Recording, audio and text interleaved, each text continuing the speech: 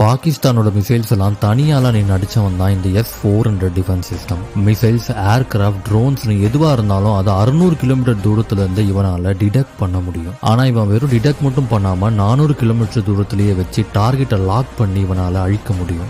உலகத்துல மொத்தம் 5 நாடுகள் கிட்ட தான் இந்த டிஃபென்ஸ் சிஸ்டமே இருக்கு. இப்பேற்பட்ட இந்த டிஃபென்ஸ் சிஸ்டத்தை ரஷ்யாட்ட இருந்து இந்தியா வாங்கக்கூடாதுன்னு அமெரிக்கா நிறைய பிரச்சனை பண்ணாங்க. சரி, அமெரிக்கா எதுக்கு இதுல இன்வால்வ் ஆகுறாங்கன்னு உங்களுக்கு தோணலாம். அதுக்கு காரணம் S-400 பவர். குறிப்பா எந்த ரேடார்களையும் சிக்காம போகக்கூடிய ஸ்டெல்த் ஏர்கிராஃப்ட இவனால ஈஸியா பிடிச்சிட முடியும் அப்படின்னு அமெரிக்காவோட டாப் உளவு விமானமான ஸ்டெல்த் F-35 இவனால துல்லியமா பார்க்க முடியும். இந்தியா S-400 வாங்கி வச்சா அமெரிக்காவால இந்தியாவை உளவு பார்க்க முடியாது. இதை நாங்க இந்த தேசத்தோட பாதுகாப்புக்காக வாங்கியே தீரோம்னு ஸ்ட்ராங்கா நின்னாங்க. கடைசி அமெரிக்காவோட எதிர்ப்பையும் மீறி இந்தியா 2018 ஒப்பந்தம் போட்டு ரஷ்யாட்ட இருந்து வாங்கினாங்க.